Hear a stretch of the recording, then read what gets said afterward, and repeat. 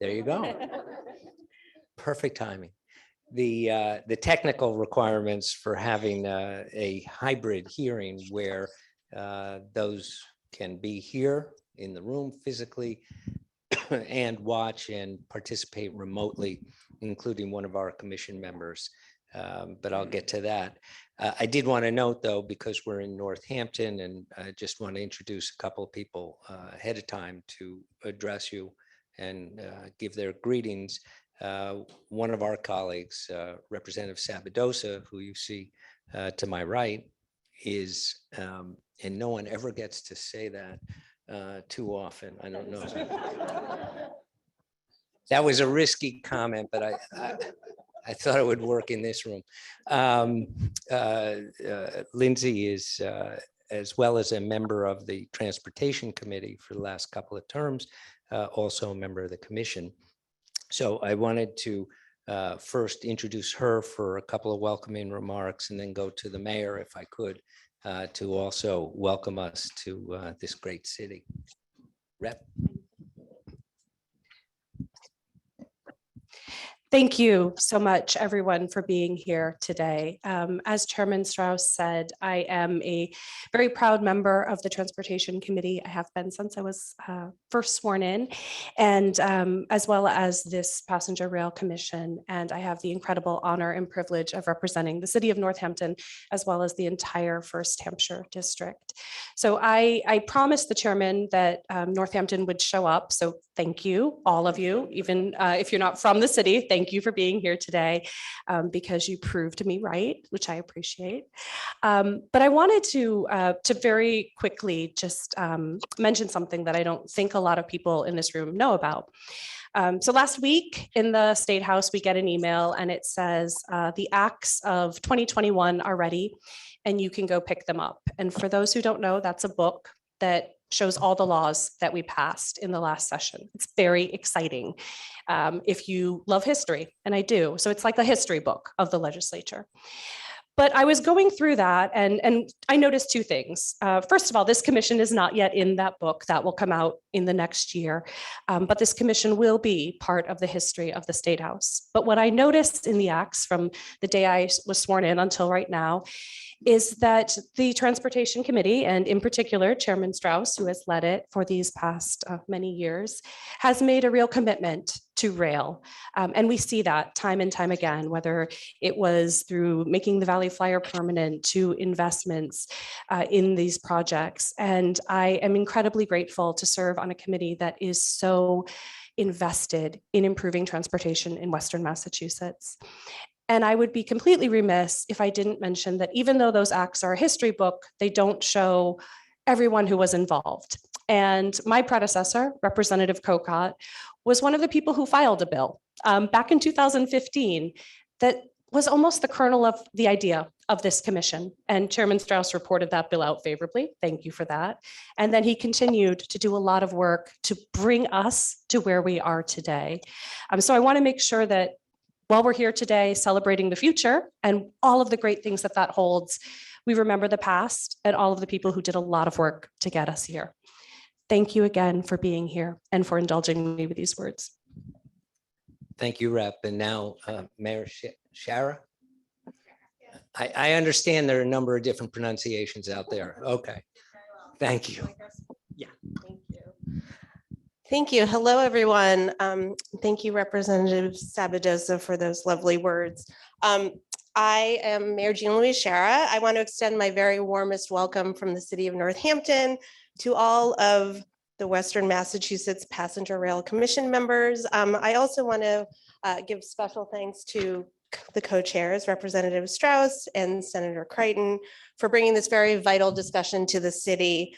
And I want to thank and welcome all of the elected officials that are here today. You all keep pouring in through the door, and you and your representatives, and I see people from the federal, state, and of course the local level. So thank you all for being here.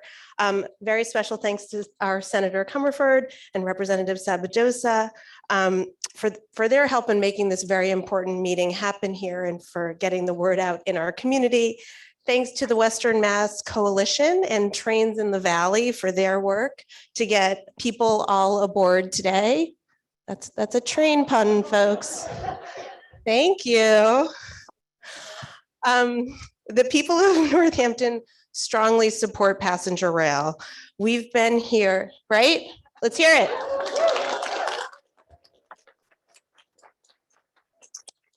We have been here every step of the way advocating for and promoting the now permanent Valley Flyer line.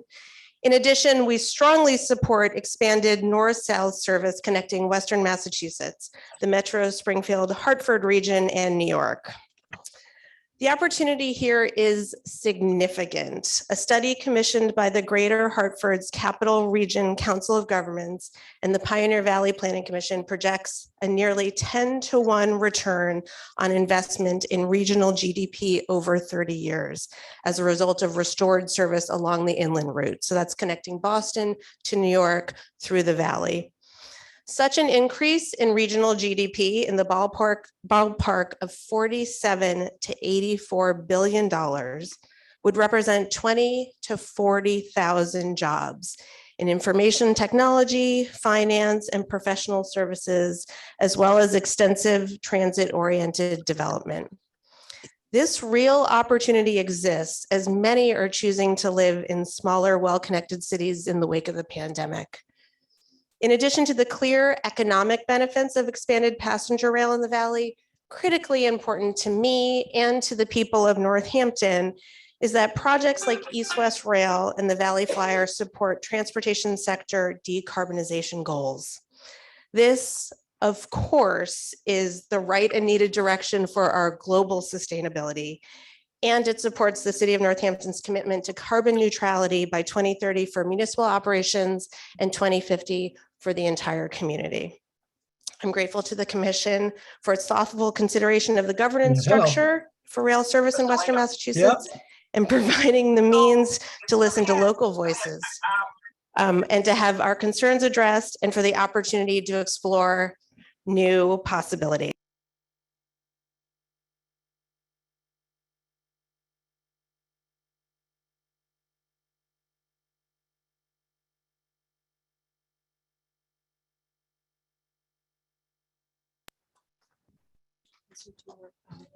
Oh, okay. Thank you, Mayor, and thank you for your attendance today and your remarks. At this point, I'll hand the microphone to my co-chair, Senator Crichton. Then we'll have the commission members introduce themselves, and then we'll start in on testimony that people want to provide to us. Thank you, Chair Strauss. Good afternoon, everybody. I will be brief. My name is Brendan Crichton. I represent the 3rd Essex District in the Senate, the communities of Lynn, Linfield, Marblehead, Nahant, Saugus, and Swampscott, just a few minutes down the road. But it's an honor to serve on this commission. I know there's been so much hard work put in it over the years and decades. And my role here today is to really listen and to learn, continue to work with the commission. And there's no one over in the Senate who the past few years I've learned and listened to more than my good friend from Northampton, Senator Comerford, who we sit together very closely in the chamber. And I think from the first day we met, you started talking to me about this even before I was chair. So obviously everyone in the room knows your advocacy, but I appreciate it as a colleague, and I'd like to pass the mic over to you for some remarks as well. I don't know where to do that. Yeah.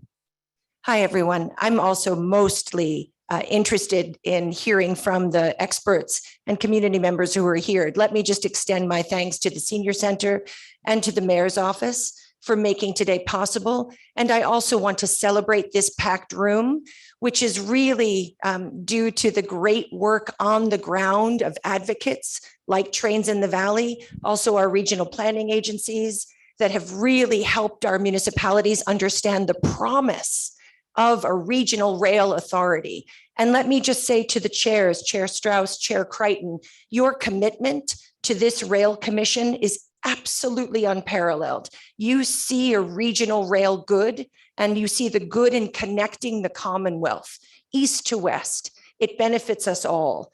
And so you carry that with us, and it's such a beautiful way. This is a complicated topic, and we have to listen deeply in communities to get it right. And that's your charge to us. Think about the ways in which we have to govern a rail authority in Western Massachusetts that will connect us east to Boston, west to Albany, north to Vermont, south to Connecticut and New York and beyond. And with that, make the Commonwealth stronger, not only here in Western Mass, and I think we're all here because we understand that, but really will grow stronger together when we open up this beautiful region equitably. So thank you, Chair Strauss and Chair Crichton. Thank you, Senator. So we have a number of members on the commission. I should also mention that Senator Adam Gomez and Senator Ann Goby I believe are joining us remotely. But for the people that are here now, and then we'll jump over to the folks that are online, I'm just going to pass the mic as far as it will go. And then there's another mic down there. If you just want to introduce yourself quickly, where you're from and what your role is on the commission. Hi, I'm Linda Dunleavy from the Franklin Regional Council of Governments in Franklin County. Thank you. Hi, everyone. I'm State Representative Natalie Blay, representing the 18 communities of the First Franklin District. That's about as far as this goes. Yeah. Let's not break the room apart. It's okay. There should be one down there. Yeah, that's what she asked.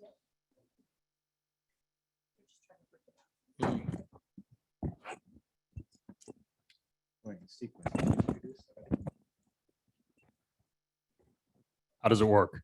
Good.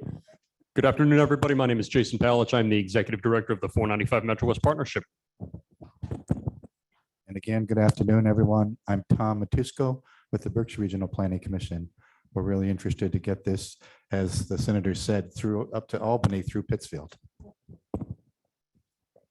Good afternoon, everyone. I'm Kimberly Robinson. I'm the Executive Director of the Pioneer Valley Planning Commission. We cover the counties of Hampden and Hampshire County, and really excited to be here today and see everybody out for this conversation. Good afternoon, everyone. I'm Sujata Krishnan, Deputy Director at Central Mass Regional Planning Commission, sitting in for Janet Pierce, our Executive Director. And we are Worcester plus 39 surrounding communities. Our eastern part of the region has connection to Boston, but we are really interested in also connecting the western part of our region with this effort here. Thank you.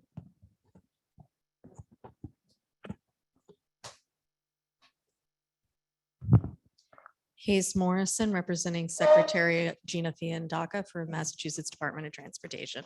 Good afternoon, everybody. My name is Mike Nodler. I'm the director of the UMass Transportation Center, and excited to share with this group that we actually just found out we were awarded the New England University Transportation Center, which will be a large consortium of 7 universities across New England. My name is Paul Lundberg. I'm from Gloucester. I am a railroad management practitioner, managed railroads all over the country, including the New England Central and the Connecticut Southern here in New England, and the commuter service in Boston. Good afternoon. I'm Meredith Schlesinger. I'm the Rail and Transit Administrator for the Massachusetts Department of Transportation. Keep it there. As I indicated, we have people who signed in. That's not closed now, so that if there are people who didn't realize that you ought to sign in, we'll come back at the end and ask for anybody else who might not have signed in, who wants to provide testimony to us. I believe we do also have the capacity and capability to accept testimony from those remotely who indicate with raised hand or whichever the software provides.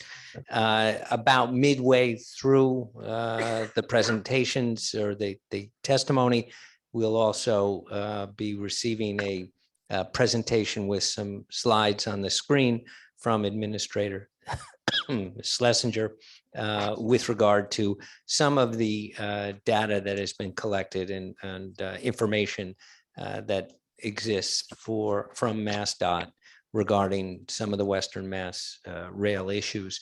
So that said, I'll go to the list. There's no magic order here other than in the order that people signed up.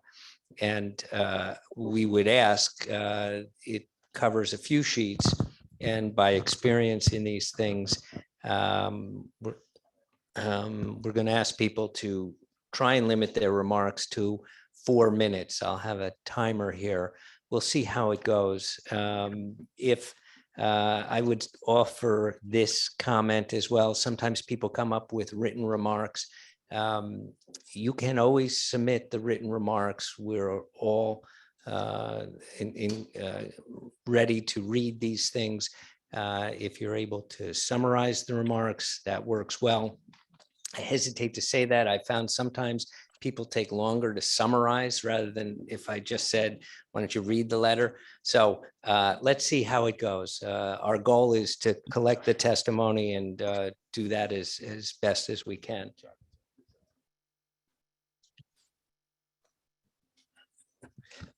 I'm sorry, we also have, and this is, we have Mayor Gardner here, and Weeder Garden, I'm sorry. I'm really sorry. It's his fault. Oh, does it? Well, then forget it. No. Why don't you come up right now, if that's okay?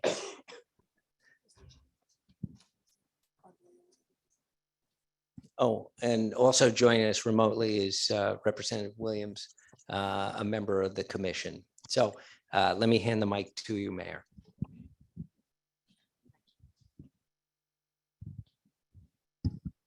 Do I dare put it in there? I think I will. So I'm probably the only politician on the planet known for her brevity. So I will try to be brief. That's not always true, but it's often true. So good afternoon, commissioners. Thank you for giving us the opportunity to speak to you here in Western Massachusetts. I am Mayor Roxanne Wiedegartner from the city of Greenfield, home to the multimodal John Oliver Transportation Center. And I'm here today to give you my enthusiastic support for passenger rail expansion from this area east to Boston through Greenfield. Having that service in Greenfield will be a game changer for our tourism and our economic development.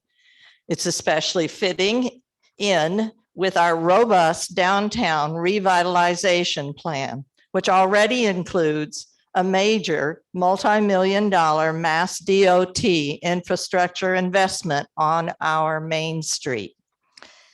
We saw a glimpse of that benefit in the last 2 years during the pandemic, as people from cities east and south of us who could work remotely packed up and moved west and north to the country. Many have remarked that it was Greenfield's access to rail service and our cost-effective, efficient, city-owned, high-speed internet service that allowed that to happen. Greenfield has enjoyed having Amtrak's Valley Flyer as a north-south stop in Greenfield for many years. To envision a day, hopefully in the near future, when rail travel could be both north-south and east-west, is to see our small city thrive. Greenfield serves as an important commercial, industrial, and healthcare hub for all of Franklin County. I also want to strongly encourage you to recommend developing a west-east passenger rail authority with members representing regional stakeholders from central and western Massachusetts.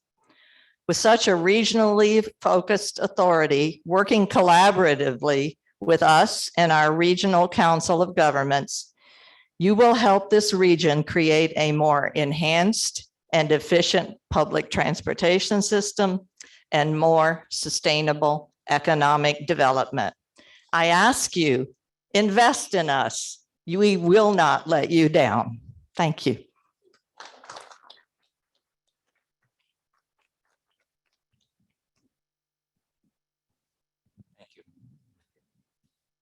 Thank you, Mayor. And we do have some other people I wanted to acknowledge. Apologize for not catching that sooner. We do have, I don't think she was looking to speak, but Kristen Alico from Senator Markey's office is here monitoring the proceedings on behalf of the senator, and also Elizabeth Quigley from Congressman Neal's office is here. And I don't know if she wanted to provide remarks on behalf of the congressman or not.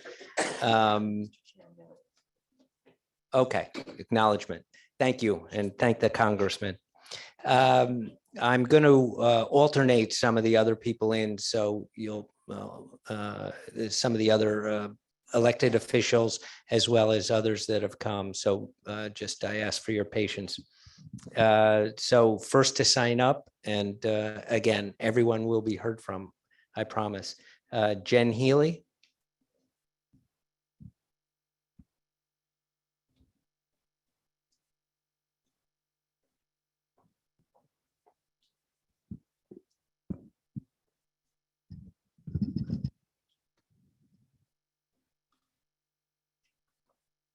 Good afternoon. First, I would just like to thank the commission and Chair Strauss and Crichton for. I would like to thank the commission and Chair Strauss and Crichton for the opportunity to speak. My name is Jen Healy. I work for the Quabog Valley Community Development Corporation as program manager for the Quabog Connector, which is a demand response rural transportation service covering 10 towns in the Quabog Valley. We're so excited about the development of passenger rail in Western and Central Massachusetts, and we believe that there is enormous opportunity in connecting residents across the Commonwealth, especially in areas that have historically been not served or underserved by the Regional Transit Authority system. Our service is a public-private partnership between the town of Ware and Quabog Valley CDC.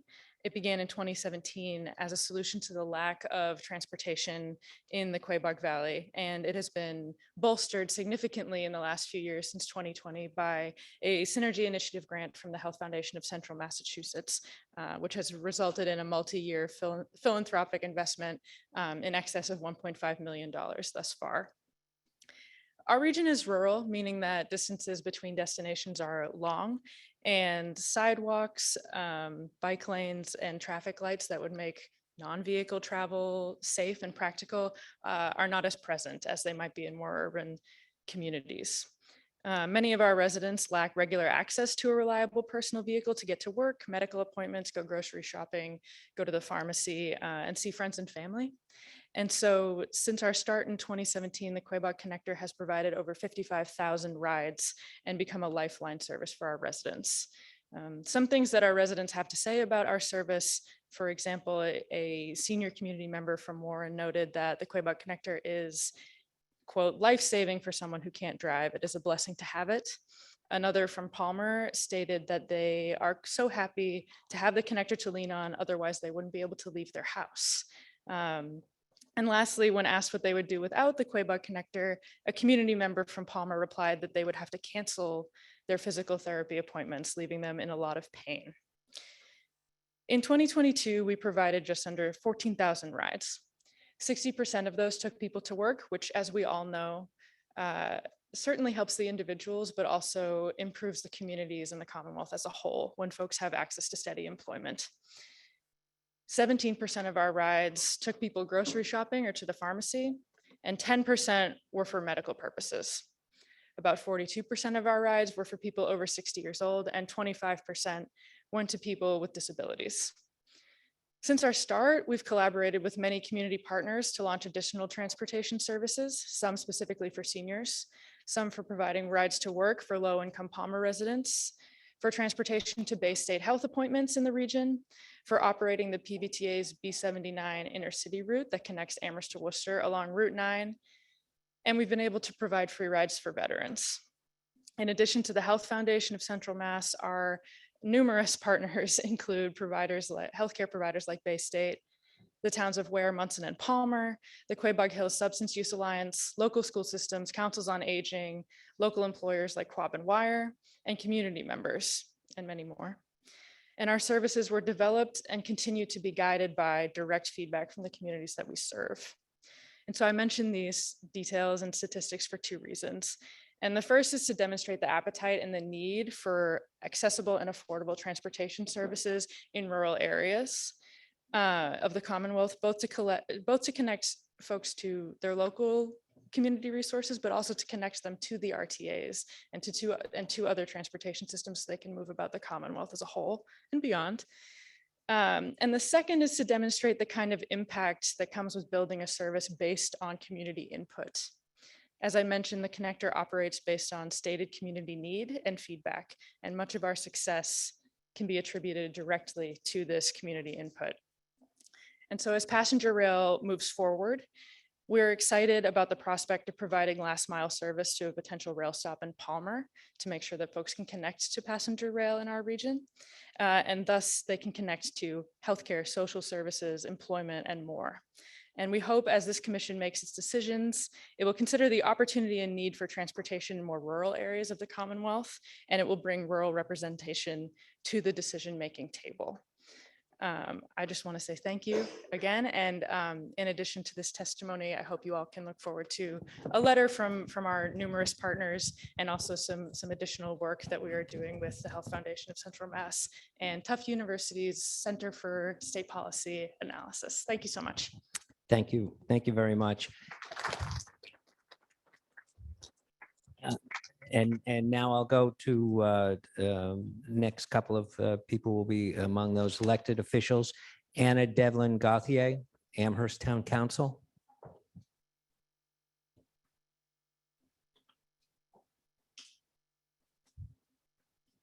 Hello.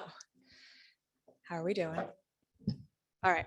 Hi, everyone. My name is Anna Devlin Gauthier. I'm here on behalf of the Amherst Town Council. The town of Amherst is thrilled at the prospect of expanding and connecting rail service to serve a greater variety of residents across the Commonwealth. I am pleased to be here today to offer our perspective. In fact, we actually have a bit of history advocating for statewide transit. Bear with me for one moment. In 1838, we're throwing it back, Edward Dickinson, father of Emily Dickinson, was elected to represent Amherst in the state legislature. Edward was primarily elected to secure Amherst the advantages of the Massachusetts Central Railroad. Even in the mid-1800s, we knew the importance of rail for the residents of Amherst and the importance of access to Western Massachusetts for all residents of the Commonwealth. As the home of our Commonwealth's flagship institution, UMass Amherst, we see significant shifts in our population when campus opens for the year, when students leave and return from breaks, and at the end of the academic year. At these points, the population of Amherst can ebb and flow by up to 24,000 people. The impact of this cannot be understated. Of their full student population, roughly 75% of students are in-state, coming to campus from other cities and towns in the Commonwealth. 70% of the students who live on campus do not get a parking permit. When we consider the impact of West East Rail on Amherst, this is perhaps the largest element. The ability of our student community members to access campus via rail and the impact of this population on potential ridership should not be underestimated. Additionally, Amherst is quickly emerging as a leader in and destination for arts and culture, with museums such as the Emily Dickinson Museum and the Eric Carle Museum of Picture Book Art, performance venues such as the Drake, and cultural institutions such as Amherst Cinema. Expanding rail access with attention paid to last mile transportation not only allows for people across the state to share in the joys of these experiences, but also allows increased access to bring in artists, performers, and others to share their talents fully across our Commonwealth. With regards to governance, while the town of Amherst does not have a recommendation regarding which specific entity should be responsible, we believe there are critical elements to bear in mind, which we ask you to hold as you are making these important decisions. We ask that whichever authority is chosen does the following. First, regional equity in governance. The promise of a rail network which connects the Commonwealth is a wonderful one. And thus far, the Commission should be applauded for crossing the Commonwealth to gather input. We would like to see this effort to engage across the state cemented in the governance structure, without a membership imbalance favoring large cities, and with specific board membership from each of the 4 Western Mass counties, Berkshire, Franklin, Hampden, and Hampshire. Next is infrastructure process. We ask that this process begin in the part of the state which has been most neglected with regards to public transportation infrastructure, the western part of the state. By starting infrastructure work in Berkshire County and moving towards Boston, you would be continuing to promote regional equity and ensuring that the project does not get shelved before reaching communities who stand to benefit tremendously from increased access to all they have to offer. Third, stops. If we create a high-speed rail that only has a few stops, are we recreating the problems that were brought about with the introduction of interstate highways?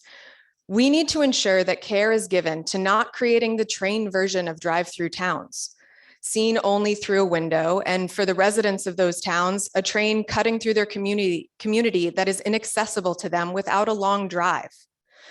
We recognize that there's a fine balance between travel time and number of stops, but there must be intentionality in the process of determining where those stops would be. Ensuring that stops are accessible to communities who have been otherwise left out of larger transportation conversations, and that people wouldn't need to travel long distances by car simply to catch a train that travels right through their community. I'm almost done. Last mile transportation and regional transit. While it would be wonderful to bring back the train stop in Amherst, I would love that. We recognize that we are part of a larger ecosystem. We would like to see the future governing body consider partnerships across types of transportation to include regional transit authorities such as the PVTA or FRTA. For Amherst, including last mile transit from stops such as Northampton or Greenfield would be highly utilized. It would be more efficient to include representatives from an RTA from the get-go instead of needing to add it into an existing system. If RTAs are supported and invested in, there are significant partnership opportunities in ensuring access. Second to last, pricing. A future rail authority should consider access and reality in determining pricing structure. And we hope this committee will consider the realities of what different entities are able to do with offering discounted tickets to certain groups, such as students or seniors. Having a governance authority who understands the realities of our population is crucial. Funding, last one. Amherst had the largest percentage of support for the Fair Share Amendment statewide at nearly 85%. We recognize that a percentage of that funding is allocated to transportation. While we recognize that it is not the purview of this committee, we would like to see funds from Fair Share be utilized for last mile transportation, support in partnership with regional transit authorities such as PVTA or FRTA. Ensuring that that funding, which was supported significantly by communities across Western Mass, returns to Western Mass, especially in supporting transportation access, would only be appropriate. There is incredible promise in this initiative for all of our communities. The benefits for access, meeting climate goals, supporting engagement, and building economies are plenty. We look forward to this group continuing to cross the Commonwealth, seeking input, and to a final product which celebrates the potential and present benefits to Amherst and our surrounding Western Massachusetts communities. Thank you for your consideration and for all the work you do.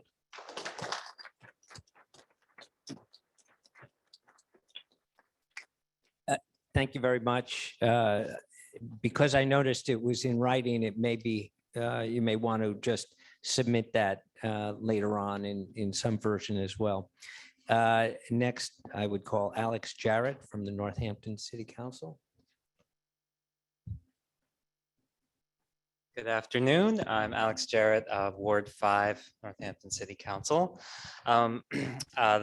Both the Valley Flyer and the Vermonter have been wonderful additions, and well, Vermonter long-term to the area. And so I'm a strong supporter of intercity rail of all kinds. And I just want to stress that it needs to be frequent and appropriately priced, both for long distance and for regional. Right now, the pricing, say, between Springfield and Greenfield is such that most people are not likely to use it for that purpose. And I want to stress the importance of support for regional transit authorities, that connecting to a frequent bus network is an essential piece to make sure that people don't need to drive to the station. It also means that if we can, so we're expecting growth here. And if we have development patterns that allow for walkability, that allow for to meet our carbon goals, we can, a rail and a bus system that works together can allow us to have those development patterns so that we're not replicating previous development patterns that created sprawl. It also relieves our regional road networks and creates more equitable opportunities. So I strongly recommend that you include in your recommendations support for increased regional transit authority funding. Thank you.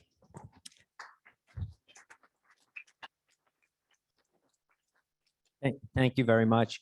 Next to have signed up is, and I apologize, I'm guaranteed to get the last name wrong, Ben Hexter. You knew that. Okay, so let me, as you're walking up, and you've signed in on behalf of the Western Mass Rail Coalition, I just want to note for everybody watching and in attendance, the organization has submitted an 8-page statement with a couple of attachments. So I'm not picking on you. You don't need to read it. So we've got that in the record in some fashion. I should just say generally, these submissions will be available for public examination as well as part of the commission's work. And now I would turn it over to you. Thank you. Thank you. I'm absolutely not going to read the written testimony that we submitted.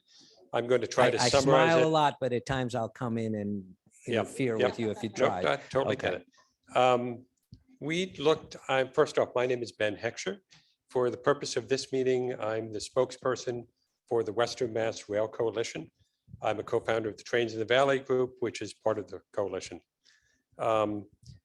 This is sort of a complicated topic to try to address. So to get to the point, we put together 5 questions that we thought were appropriate to try to answer. And what we've done here is tried to come up with sensible solutions to, or answers to these questions. And basically, and I'll read the question, who should design, permit, and construct the necessary infrastructure for passenger rail in Western Mass? We came to the conclusion it makes total sense that MassDOT do this. They have the expertise, they have the abilities, they do this today. They also do it for the 300 odd miles of state-owned railroad that exist in the Commonwealth. And it just makes sense to us that we don't recreate the wheel in any form to have somebody else do that. The question of who should provide the service, we thought the best answer is the same thing that MassDOT recommended. It should be Amtrak. At this stage, it doesn't preclude that at some point, Connecticut Department of Transportation might run their trains to Boston, their CT rail trains, or maybe the MBTA someday runs their trains east to Springfield or further. But we thought at this point, it makes total sense that we go with Amtrak since they obviously know something about running trains. Who should oversee the passenger rail service? This is a little bit more of a difficult question to answer, but we came to the conclusion that the commission should recommend the creation of a Western Massachusetts Passenger Rail Authority, which will provide an effective and focused local and regional ability to oversee the rail service.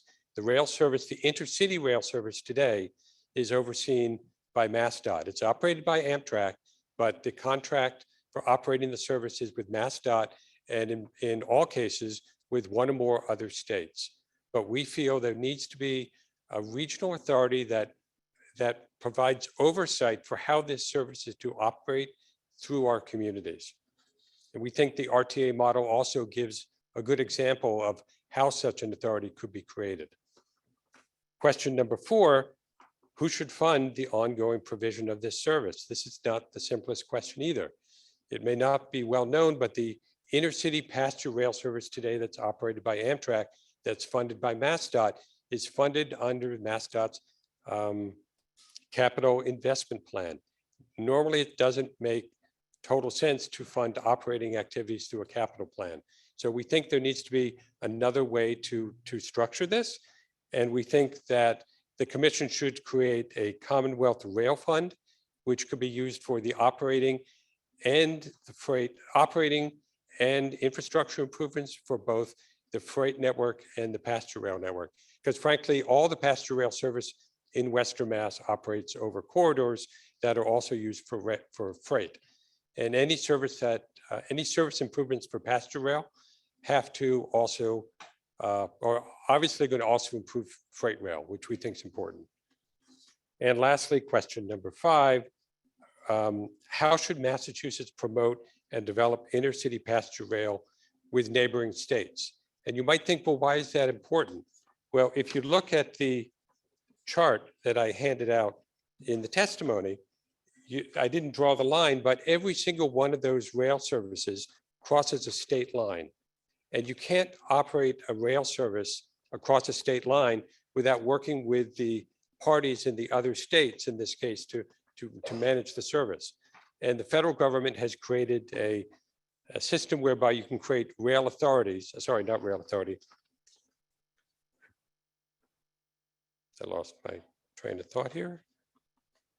Intercity rail compacts as proposed by Representative Sabadoza and Senator Mark, so whereby Massachusetts can work with the states of Vermont, with New York, and with Connecticut in particular to better focus and develop this kind of service. So with that, I'll just make the one final comment and thank everybody who came to this meeting today, because clearly we filled the room. Thank you.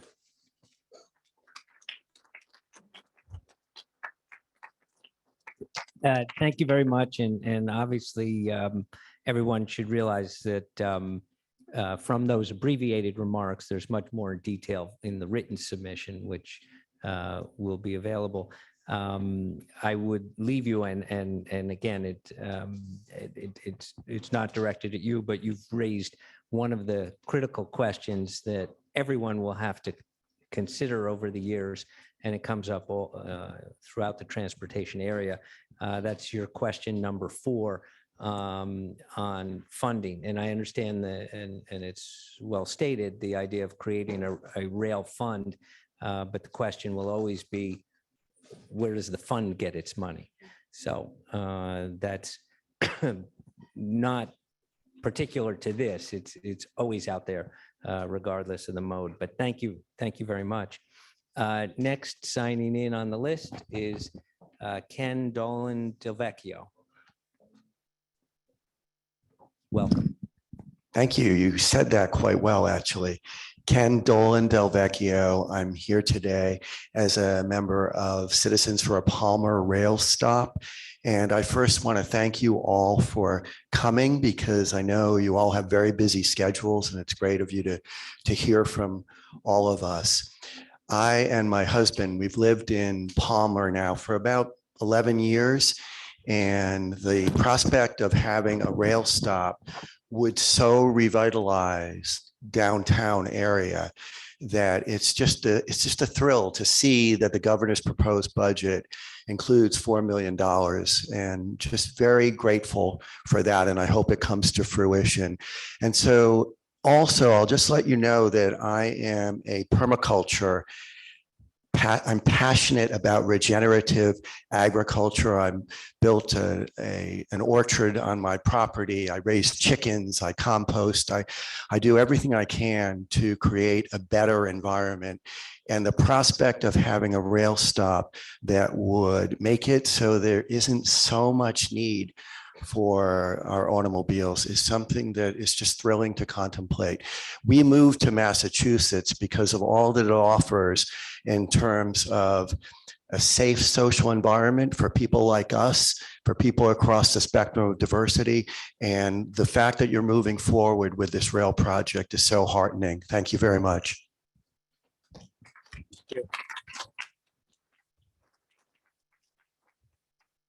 I just want to note, also joining us remotely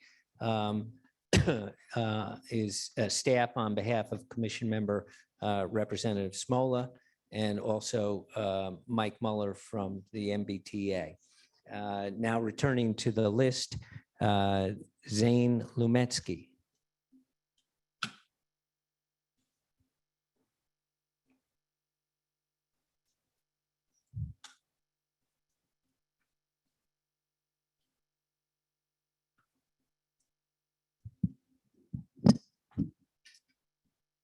My name is Zane Lamelski. I'm also a co-founder of Trains in the Valley, and I have a rail consulting business called Knowledge Corridor Services. I'm just going to address two issues, governance and funding. I urge the commission not, well, I shouldn't be a negative, to create a local authority comprised of local people, a local board. I have a lot of confidence that this authority can provide whatever's needed. We have the enthusiasm as evidenced today, and we have the expertise locally. The other issue is funding. I feel that it needs to be a permanent legislative issue. For example, a percentage of the sales tax or something like that. Thank you very much.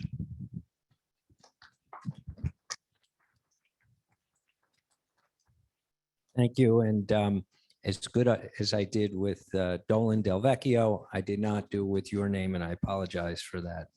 Next, Ann Miller.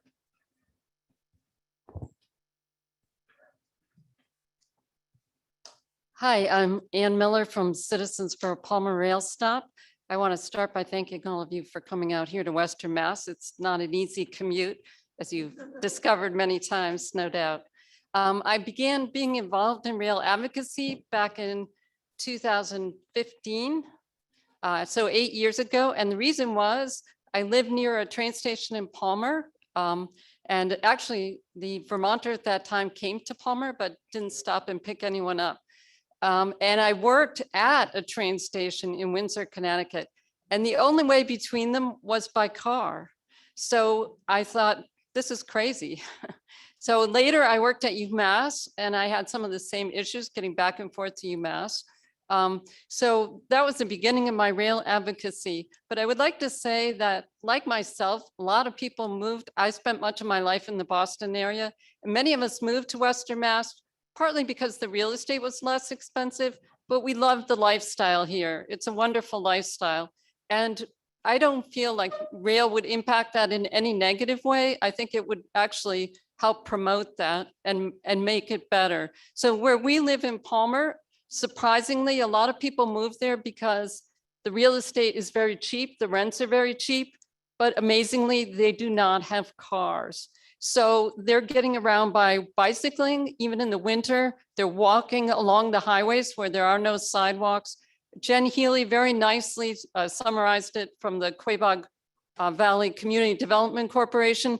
Since the creation of the on-demand Quabog Connector service, a public-private partnership, 54,000 people since 2017 have taken rides on that service, more than half of them to work. So it's not just people going shopping. We have a real need, and we really feel that, as the Amherst Anna so nicely put it, we can't just have high rail service between cities, or we don't address the equity issue. So thank you very much.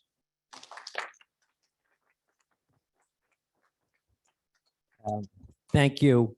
Just in terms of, just to give people a preview of the programming, I'll call about 3 or 4 more people, and then we'll take that midterm, not break, but then we'll turn over to the presentation from MassDOT and then continue again with the balance of the list. Next is Paul Goodrich. Hello. I'm just a citizen from Palmer, and I wanted to remind everybody on the commission that a stop is definitely needed in east-west rail in Palmer. Not to forget the Quabog Valley. The Palmer Depot Village is a very walkable community. It it could use some additional transportation, as other speakers have spoken about. But with the PVTA shuttle to where would be included in a stop at Palmer, and so on and so forth. So I just wanted to remind you of the importance of a stop in Palmer. Thank you.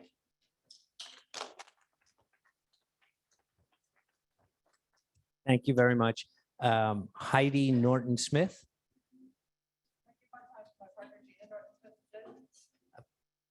Sure.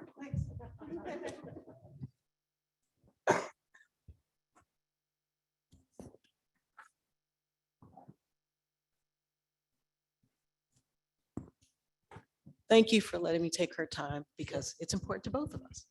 My name is Gina Norton-Smith. I'm a resident of Northampton and I work in Boston. I work in Boston at a university. Why don't I work in Northampton or Western Mass? The jobs in my profession are very few and far between. So I work at a university in Boston, and I don't have to go to Boston every day or every week right now, but I just got a promotion and that's going to change. So I'm going to have to go to Boston much more often. And I'm concerned that whatever happens in the future, not replicate the problems that I have getting to Boston right now. So the problems I have to getting to Boston include the cost. The cost of going to Boston without a car can be really high. Taking the bus, the fees change seemingly from week to week and day to day. I can't budget that way. The schedule of the bus changes seemingly week to week. I can't run my life that way. I can't get to work on time that way. And so it's important that the fees be reasonable. It's important that they be stable so people can plan. It's important that the schedule be consistent and reliable. And it's also important that if you look at the graphic on this handout, this handout from the Valley Rail Coalition people, and you look at this diagram of where the trains cross in Springfield. Right now, when I get there's one train that goes directly east-west, one train. And when my schedule happens to let me take that one train coming from Boston, coming home, I get off in Springfield, and it's a great train. I love it. It'd be my preferred way to travel. But the schedules are terrible. When I get off the train in Boston, taking the Lakeshore Limited, it arrives in Springfield. It's scheduled to arrive at 3:21 p.m. Perfect. That's great. The Vermonter, the next train, leaves Springfield at 3:15, 5 minutes before the train from Boston. Why? The next train that goes from Springfield to Northampton is the Valley Flyer. 9:50. I should not have this. This is an easy thing to fix. You can fix this now. And then the following train is at 11:30 at night. This is an easy fix. Please fix it. Make it easy for us. Make it easy for me to get to work. Make it easy for my colleagues who work in Boston without cars because they don't need them to get out here to all of the things that we have to offer. I say, oh, are you coming to this concert this weekend? I have no way to get there. Make it easy for us. Make it easy for my relatives, my elderly relatives who live in Boston to get out here to visit us. They shouldn't be driving. They can't ride the bus because it's difficult on their bodies. It's hard on their minds. They can get on a train and go from there to here. We can send them home from here without having to drive them back. My kids would come and visit more often if they could ride the train. They don't have a car. Make it easy for us. Make the schedules work, make it affordable. Thank you.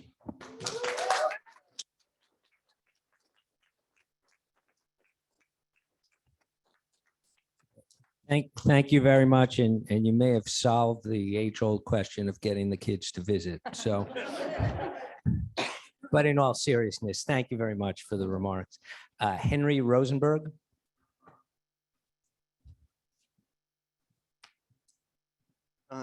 Thank you all for being here. I'm a citizen of Northampton with two comments. One has to do with individuals and one has to do with the planet.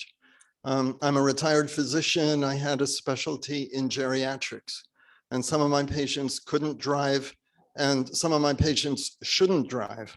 And yet they wanted to be able to get around and get to places like Boston. And it's important for citizens to be able to get around their Commonwealth. As far as the planet goes, we heard yesterday from the Secretary General of the United Nations that the world is on thin ice and it is melting. We have known for 50 years that the carbon we're throwing into the atmosphere is dangerous. And we know that, gee, sometime in the future, we're going to have to change the way we live. We're going to have to change the way we organize our community. Well, the future is here. We don't have any more time to waste. So let's get people out of their cars and on the rails. And thanks again.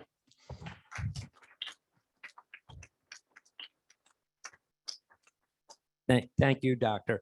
I'll call one more person and then we'll turn it over to Administrator Schlesinger.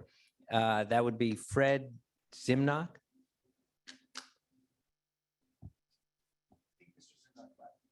Okay, if he comes back, let me know. We'll Marcia Pelletier.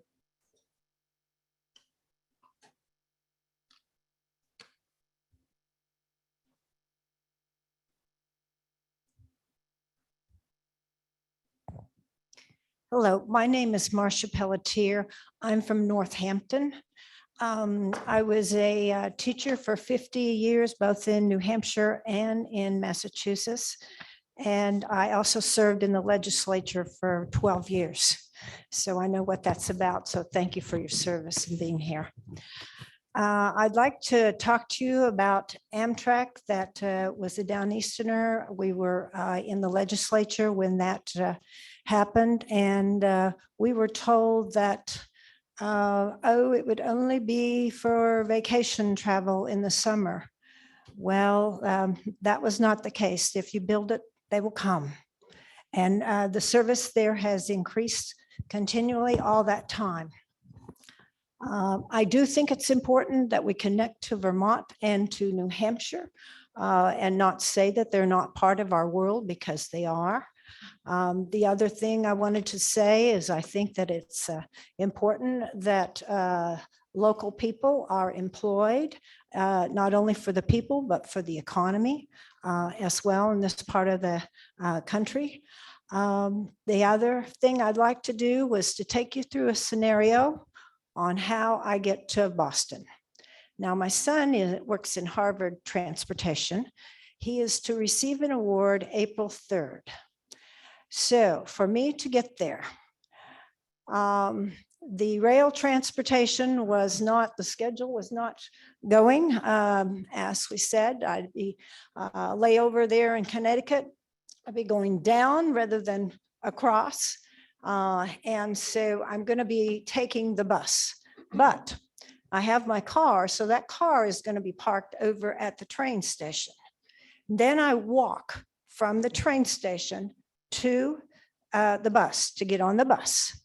And then when I get ready to come home, I am taking the train because the schedules work out that I can do that. But I go all the way down to Connecticut again. There's a 20-minute space between that train and the next one that comes up here.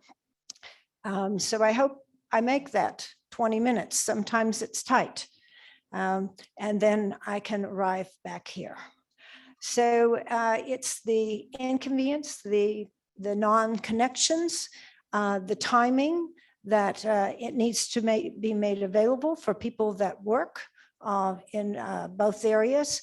I think all those things are important and need to be well thought of as you proceed on with your work. Thank you.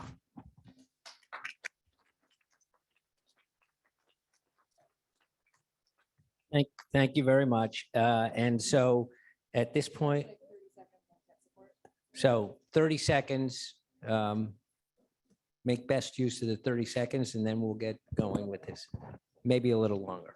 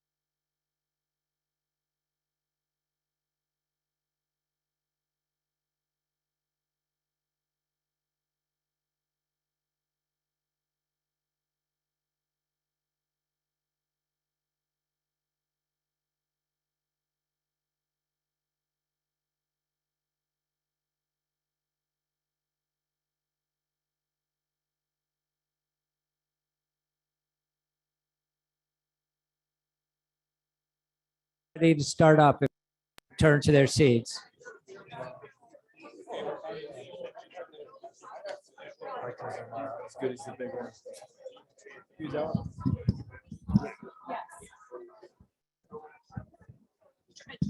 Okay, everybody, let's return to our seats now and we can start in. Thanks.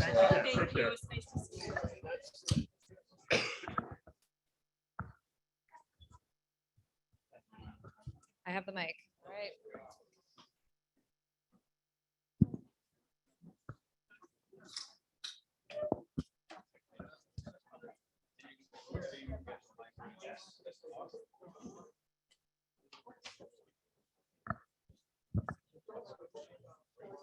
So it's good to be here with all of you today. On behalf of MassDOT and the Healy Driscoll administration, we're just going to give a short update on the activities that are currently underway as the commission is considering. As the commission is considering its work, we're just going to share the work that's already underway that is continuing as the commission deliberates over these next few months. So, okay.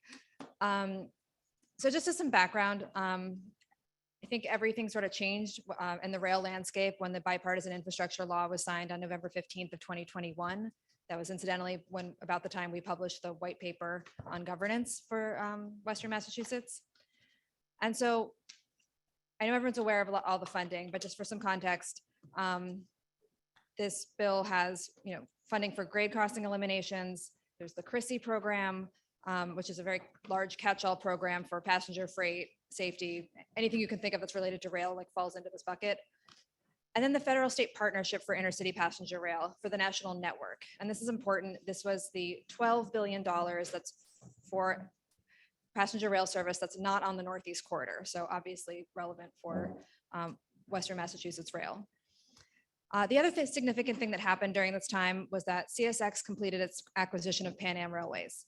And I know historically CSX has been maybe not as enthusiastic about passenger rail as we would like, which makes sense as they're a freight company. But we've been working really well with them over the past couple years in terms of trying to advance our interests while balancing the needs of the freight system. So part of those discussions led to the startup of the Berkshire Flyer last summer, which we're happy to bring back this year, and a commitment to work together on how to expand passenger service in Western Massachusetts on their Boston-Albany main line.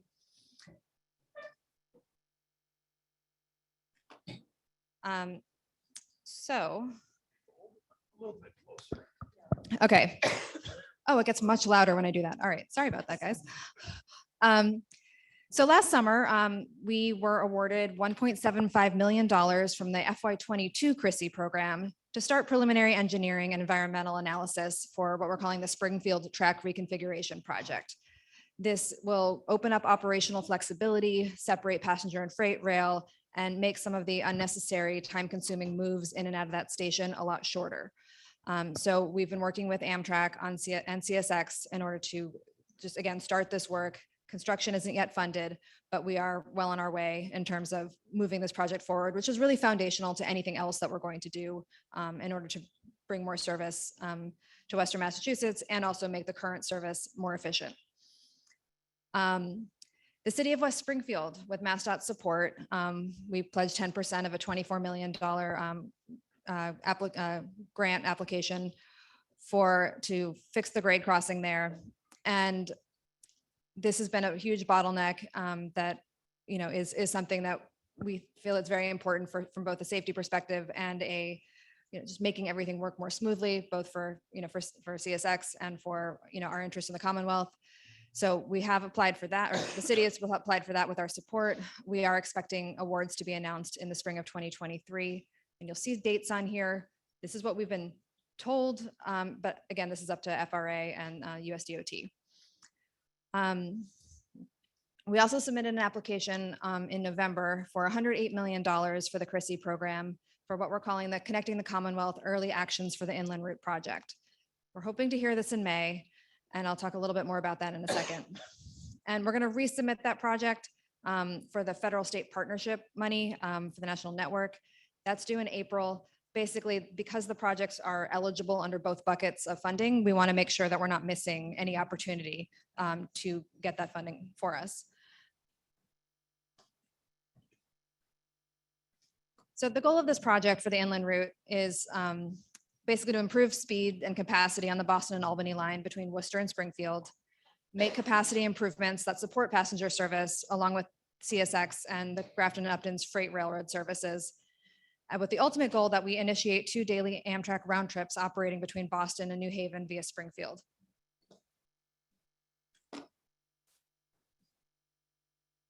So this is a map of the project.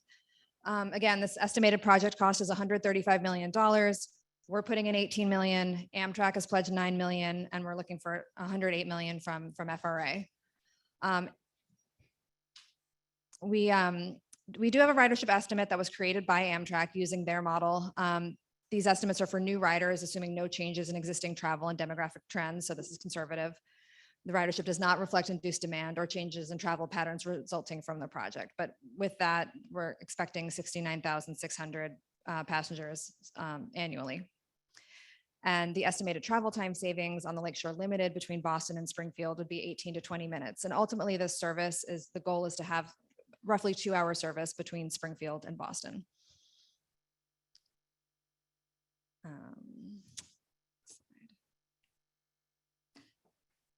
There's also rail planning money as part of the infrastructure bill. And again, we do everything in partnership with our neighboring states. So Connecticut has submitted an application for what's called the Corridor ID program for the Hartford line. That's the New Haven to Springfield corridor. And the Corridor ID program is really a way for FRA to select corridors so that they can create a pipeline of projects around the country. We're very far advanced in our rail services here. There are other parts of the country that don't have existing service or are looking to start it up. So while we have existing corridors, we still go through this process of submitting applications for this Corridor ID program, which provides some planning funding. And so we've submitted an expression of interest, is what they called it, last summer for the Boston and Albany corridor and the inland route, again, from Boston to New Haven via Springfield. We'll also be a joint applicant with Vermont for their Vermonter corridor that would extend from Springfield to Montreal. And a lot of people here from Palmer today. Governor Healy has included funding for planning and design of Palmer Station and the design and construction of Pittsfield Station improvements that are also part of our deal with CSX in terms of continuing the Berkshire Flyer. So that money would be coming out of the fair share funding that's been proposed.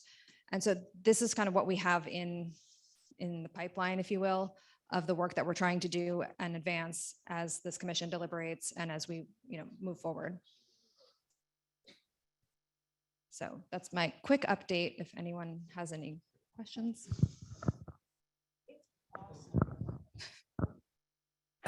Thank you. I think some of the commissioners do have, no, I was just going to introduce you.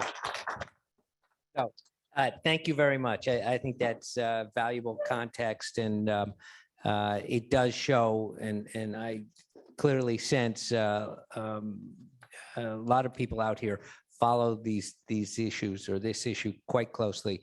But as you can see from these slides and the presentation, a lot has changed in the last couple of years in terms of the programs and grant monies that are available for just this kind of venture. So with that, let me recognize the senator. Thank you, Mr. Chair. Two things I was going to say, Director Schlesinger, I neglected in my opening remarks just to recognize MassDOT's unbelievable work and thought partnership. We would not be here today, I think we all agree, as the chair just said, without MassDOT's leadership. And what you just ran us through represents hundreds and hundreds of hours of you and your team's painstaking work to try to bring this rail revolution dream to reality. So thank you. I had a question about that 12.5 million, if I could, in the proposal. And just for folks, that's Governor Healy's proposal. I'm sure with your good thinking, the House and Senate will debate and vote together on that. I had understood that there was staff in that proposal as well as the rail improvements in Palmer and Pittsfield. And I wondered if you could help make us smarter about the thinking there. Yes, so there is funding in the budget for additional staff. I'm thrilled. We also have a problem in the rail industry that there are not that many people who do this kind of work and are willing to necessarily do it for the public sector. So send anyone my way, please. But yes, like we are looking to staff up in order to meet the demands of the projects. The one thing I will say is though, most of this work, nearly all of it, is taking place on CSX's territory. So unlike say like the Green Line extension or some other project that like, you know, the MBTA or MassDOT could fully own, this isn't our property. And so we're a very interested stakeholder funding part of the projects, but it's not ours. So there is a level of remove just because of who owns what. Thank you. And I think that issue is one I remember in our first meeting late last year of the commission in Pittsfield. I made reference, and everyone should understand this will, whatever progress is made, will require a number of partners, but two key ones are Amtrak and CSX. In terms of their property rights here, because at least at this point, I haven't heard anyone suggest, and I don't know how many zeros would be added to that number, what it would take to build an entirely separate line. And so there are just some required dance partners, so to speak. So that said, are there any other commissioners who had questions or comments about that presentation? At this point, I'll hand it not the gavel, but the microphone to Senator Crichton, and we'll continue working on the witness list. And I should say, when this list is completed, we do have people who have signed up online to pose questions or to provide testimony. Senator? Thank you, Mr. Chairman. With that, and I'm going to apologize in advance, so I think I get this first name correct. If I mispronounce your name, I'd like to call up Sean L. Smith from the Citizens for Palmer Rail Stop.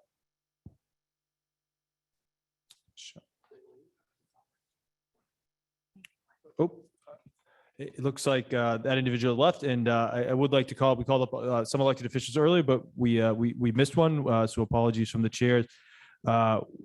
Would like to call up Select Board Chair of Worthington, Amy Wang.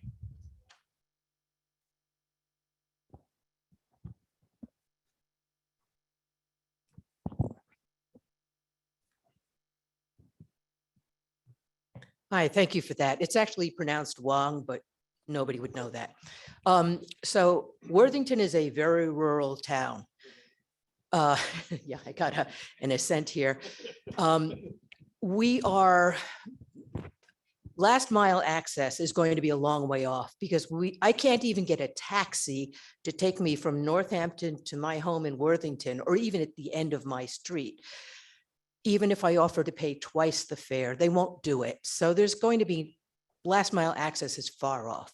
But in the meantime, for us to benefit from a train, we need stops that are convenient. Now, the Pittsfield station is beautiful. It's going to be improved even more. And that's great. From my house, it's about 30 minutes.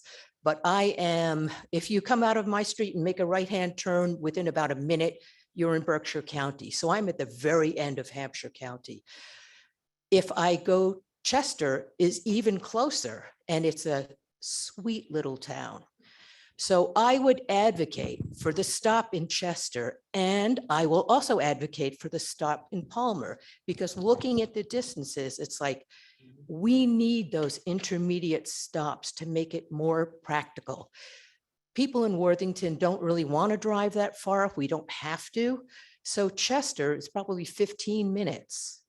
There is a route that's even faster, but I drove it once and I vowed I would never take it again. It made my hair stand on end. It involved popping up on a main road blindly. So you come out in the middle of the road and say, is there another car?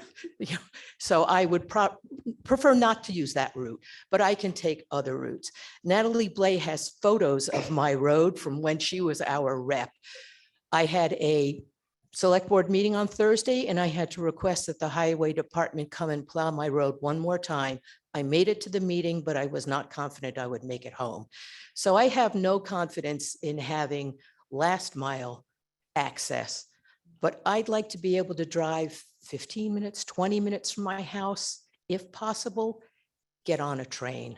I think that would be acceptable to most people. But you have to recognize that the rural parts of the state are really rural. There are dirt roads. There are a few paved roads. The main roads are paved. The side roads are not.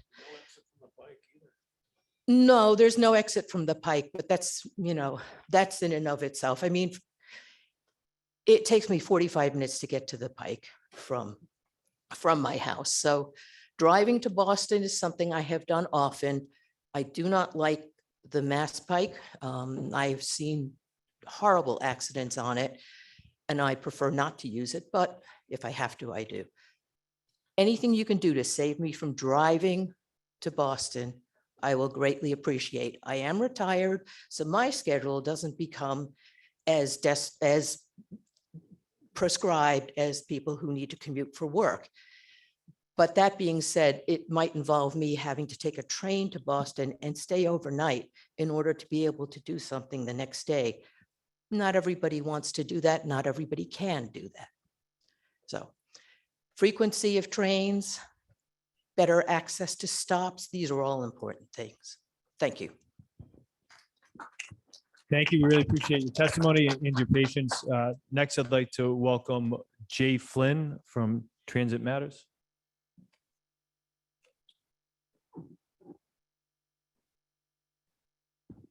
Hi, folks, if you'll indulge me, I have a heart condition, so I can't stand. You may see me plop down, and if you look at me, it's a little different.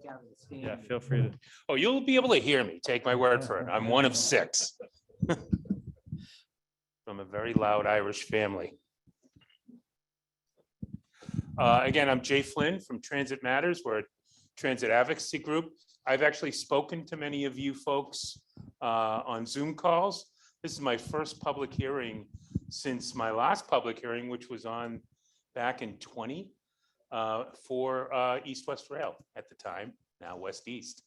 Listen, it took a few times for people to hit my head with that one, but I've got it internalized now. And I thought I only have 2 minutes, so Mr. Chair, I'll probably be right at the 4 minutes. So I'm from Worcester. Although Western Mass bona fides, I lived in Amherst for 7 years. And my grandmother was from Adams and still have plenty of family up there. In fact, if any of you are involved with Democratic politics in Western Mass, my cousin, his name is Claire Rowley. She used to be the committee woman for her district for many, many years.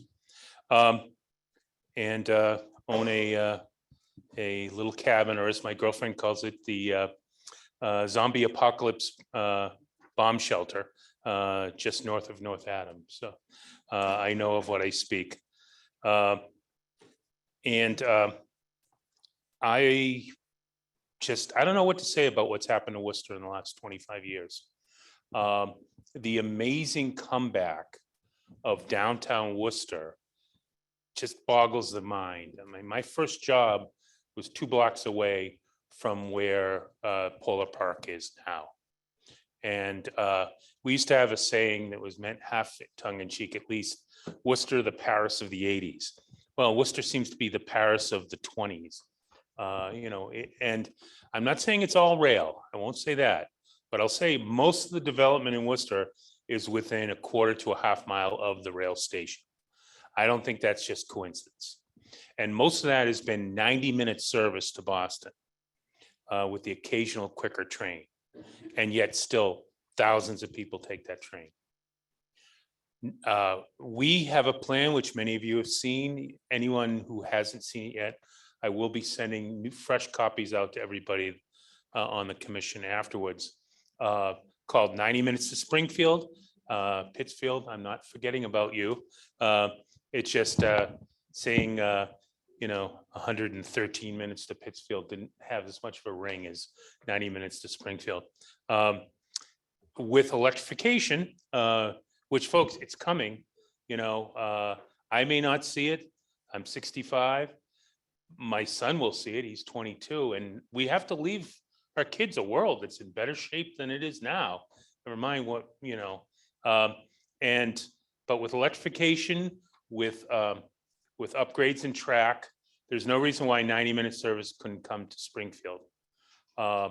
And if you get the level of service that Worcester has, I think the same economic effects will happen. And Pittsfield with maybe not quite as frequent service, but with regular service that can be counted on, and that it's that same kind of speed as it is out to Springfield, can mean wonders for the western part of Western Mass. I do want to make a brief comment. I know that South Station expansion has been rearing what to us is its ugly head again. We have a saying that we stole from the Swiss: organization before electronics, before concrete. And unfortunately, the idea of expanding South Station without taking a lot of steps in the meantime is concrete before electronics, before organization. There are 13 tracks there. If 3 trains an hour used each track, that's 39 trains. No proposal I've seen would lead to that many trains coming in an hour into South Station. If you doubled Amtrak service, that means the 2 tracks they have right now would have a train every 30 minutes, which is what we feel is an adequate time to load a train, unload the train, and load it up again. Many places throughout the world, trains turn around in 5 to 10 minutes. So we're thinking 15 minutes is a pretty reasonable amount of time. And that's the first thing you should do, because billions of dollars need to go into South Shore expansion. South Station expansion, I'm sorry. And one more comment about the Palmer Station. Holyoke built a station 7 years ago. It cost $3.2 million. It was a 400-foot high platform with, yes, nice station, no cut corners. It's got a canopy over a good portion of it, not the whole thing. It's got bathrooms. It's got, good luck finding a bathroom at a MBTA commuter rail station, and a parking lot, and they got it for 3.2. And I'm seeing that the $4 million that's in the budget for Palmer is for study and design. That should be nearly enough money to build a station there. And that is a fundamental problem we have in the Commonwealth. PVTA just built a 150 bus garage for $54 million. And if you talk to them, they said, if they had all the money they wanted, they would have spent 70. We're in the process of trying to cite some garages in Boston where they want to spend $450 million for a slightly smaller garage. We've got to get a control on costs if we're going to do all the things we should be able to do. I will say that our estimates of the cost of West East Rail so far are very close to what the Chrissy grant is.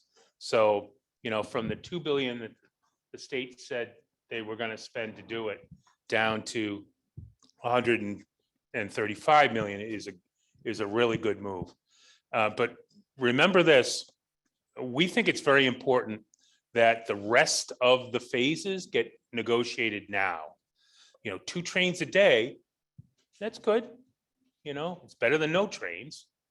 But for that, 12 or 16 trains each way, each day service that you really need to have good frequent service between the cities, you need to negotiate that now, because otherwise CSX is going to have you over the proverbial barrel. You need to plan on what the whole thing's going to cost. Yeah, so thank you for your time. Anybody in the audience has any questions, feel free to approach me afterwards, or reach out to me. My email address is jflynn@transitmatters.info, all one word except for the .info, of course. Thank you. Thank you, Jay. We appreciate your testimony. Next, I'd like to welcome Linda Morgan. Is Linda still here? Linda Morgan. All right, we'll circle back after. Is she back there? Linda Morgan, is that? Okay. Thank you. Well, feel free, and this is for everyone in the audience. If you know you have some thoughts to share, but you don't want to testify at this time, please submit it in writing to the commission. We'd love to have your feedback. Next, I'd like to welcome Susan Parker. Is Susan here? I'm not doing as good a job as you did, Mr. Chair. Paul, I'm striking out here. Jeez. Fingers crossed here. Jan Whitaker. Is Jan here? Thank you, Jan. You're a lifesaver. Come on down. Thanks. Well, it's not hard to imagine the benefits that would come to Western Massachusetts, access and jobs, hospitals and doctors, museums, Logan Airport. Oh, sorry. Nor is it difficult to realize how beneficial it would be to those without cars or those who don't like to drive at night or in bad weather. And of course, there's the environmental point that people have made, which is very important. But another benefit would be shared by the entire state. You know, Massachusetts is a small state in area, but it is disunified. Many residents of the eastern part of the state are unfamiliar with the western part. They may have heard or know of the Berkshires, but sometimes that's all. I mean, it always surprises me. And those in the western part feel they're neglected by the state government at times. But now, as state governments may be taking over, guaranteeing rights and privileges formerly protected by the federal government, I think it's more important than ever that everyone living in the state is involved with and concerned about the entire state and its people. Thank you. Thank you, Jan. We appreciate your testimony. Next, I'd like to welcome Susan Edelstein. Susan. Good afternoon. Ooh, that sounds very loud to me. I'm a resident of Northampton, and I've spent about half of my adult life in Northampton, which is about 18 years. I'm older than I look. And I'm here, I just want to focus on one issue, which is cost. I moved back here a little over 5 years ago from Brooklyn, New York. And I know I'm not alone in transplanted New Yorkers living in this area. I still have elderly relatives in New York, an aunt and uncle, both of whom are in their 90s, an aunt in her 80s, and many other family and friends whom I wish to visit. If I suddenly had to go to New York right now, I just was looking on my phone, and I wanted to go from Northampton, I would have to spend, if I did like a little round trip, it would be $151. If I went to Springfield, I just looked this up and now I've forgotten. Same dates. If I had to leave tomorrow, come back Sunday, $59. That's ridiculous. I understand from Representative Sabadosa that Connecticut subsidizes the line up to Springfield, but not beyond. So that leaves those of us in Northampton with, how am I going to get to Springfield? Or this trip is just too expensive. I was very lucky. I actually just went for the first time in a long time. And a friend of mine was coming back from New York and needed a ride to Northampton in order to get to work on time.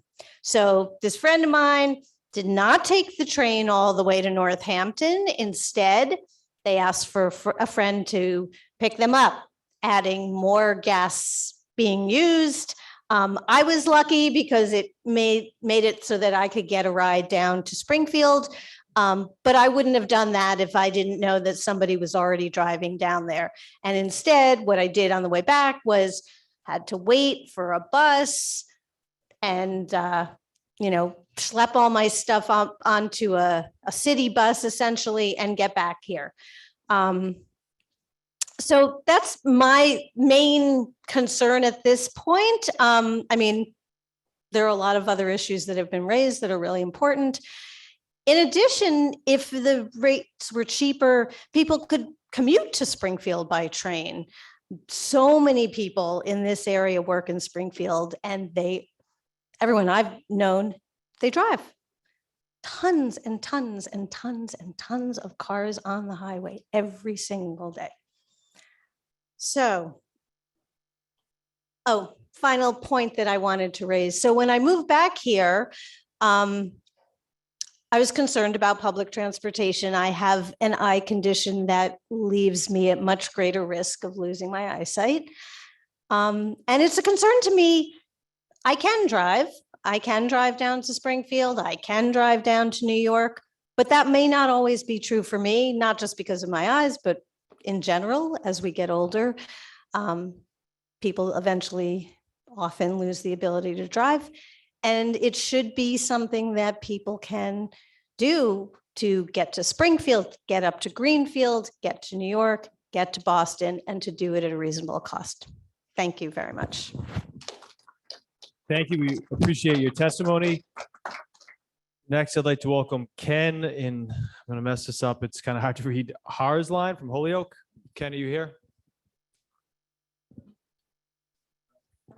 No. Okay. Annabelle Link. All right. I continue to fail here as your chair. Jonathan Kyburn. Kilborn. All right. Thank you. Come on down. Trying to help you out, Mr. Chairman. So I'm just blown away by the quality of speakers and the leadership in our community and the dedication of this commission and what's been said today. So I'm going to easily hit your 4 minutes. I'm a recent transplant from Southern Maine, where, as mentioned before, the Downeaster has been a huge success. I dare say that those of us who advocated for that so long ago, maybe we imagined, but in our realistic imaginations, we never thought it would be as successful as it has been. So that was a huge example of what can be done. I live about 3 blocks from the train station here in Northampton. And I can walk out the door and I can go to New York. I can't go to Boston. I'd love to be able to do that. I think there's an awful lot of people that would like to be able to go east, west, north, and south. We're not asking a lot. We're just asking for all of it. We want it now. We want to go east and west. We want to go north and south. We want a commuter rail, and we want long distance travel. I'd like to be able to go visit my daughter on the West Coast, but I don't want to have to go down to New York City in order to go out to Chicago or Albany. So keep up the great work. We're really excited about it. It's going to be great for our community. So thank you. Thank you, Jonathan. I'd like to welcome Michael Supernut. Sorry, Michael. Actually, that was perfect pronunciation. I'm a former selectman in town of Sturbridge. I've served on regional CMRPC committees for transportation and state committee on public works and transportation. So when I was on the Board of Selectmen, the town voted as part of the study, input for the study, to strongly support East-West Rail, as many other cities and towns throughout Central Mass and Western Mass did at the time. And I gotta say that that support is still there, very, very strong for what you're doing. One of the first things I did, I'm a civil engineer, and first projects I had out of college was designing a spur, railroad spur into the Palmer Industrial Park. And, you know, I had to design a railroad bridge and stuff. It was pretty challenging for a young engineer, but that has produced a huge amount of economic activity for that area. There's a major transfer, intermodal transfer of building materials at that location these days, lumber, and it's a big success. But people need a place to live. It's very expensive around Boston. The mode of working in the future is going to be hybrid. And so if you just have to go, say, into Boston once or twice a week to work, or if you're living in Sturbridge and you want to go to Springfield to work, you can get on the train in Palmer. It's much easier. Maybe you have to work in Albany. I worked for a consulting firm up there for a while. So, I mean, we need the East-West Rail to provide transportation for the future. One thing that I would like to, because I often take the train from Worcester on the Framingham line into South Station. I like to take it the 8 o'clock train because it's an express train. You get in there by 9.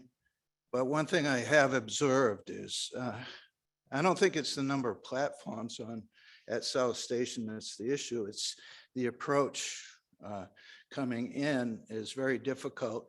And I think Mass DOT is correct in pointing out that South Station needs significant improvement there. I think the post office facilities has to be moved or something to get it out of there. So as part of what the commission is looking at, I think we have to support, improvements to South Station. I've worked in the Boston area, and I know that, the extension of the lines to the south is creating more passenger rail coming into South Station. I think we in Western Massachusetts have to support improvements to South Station because it's needed not only for Western Massachusetts, but for Southeastern Massachusetts as well. That's my comments. Thank you. We appreciate your testimony. Next, I believe is it Devin Bruce? Is there a Deb or a Devin Bruce here? Sorry about that. Thank you. Hello, it is Debin Bruce, and I'm a resident of Northampton who has served on planning board, different committees around town, including Mayor Narkowitz's Rail Advisory Committee when we were setting up the station in town here. And in about an hour and a half, I have a Transportation and Parking Commission meeting. So, but you're not going to hear people who don't want rail service. I mean, we know the problem with cars, so it's pretty obvious that everyone who talks to you is pro-rail. I was taking the car to Boston last week to visit Beacon Hill.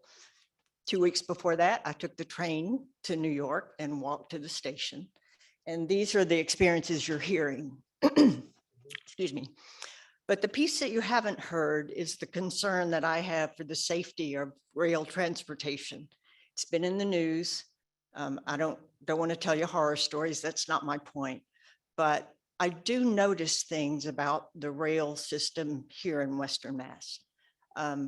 There are engines that sit outside of Shelburne Falls and run all night to keep the engineer warm. They pollute, you hear them, they're a bother to people I know there. I myself have walked through the middle of town here. And as far as I could see from the railroad bridge in either direction were tank cars parked. That's a kinetic energy issue right there. If you know, you don't need those cars parked in the middle of town. I always scratch my head about a railroad track that runs right by the river. It's just a maintenance, it's just a construct, it's a problem to keep those tracks well maintained. So I'm asking you to seriously consider oversight. You've got Class 1 railroads that are consolidating the regional service. The Class 1 railroads are the ones that can afford to maintain the track. They're going to take priority over the track usage, and you're going to have to actually have the oversight to make sure that the passenger traffic gets its due in negotiating for rail time, and that the tracks are maintained, and that there are enough engineers where they're needed to make sure that they know how the operations are running. So pay attention to the safety. Thank you. Thank you, Devin. We appreciate your testimony. I'd like to welcome Sandy Ward from Holyoke.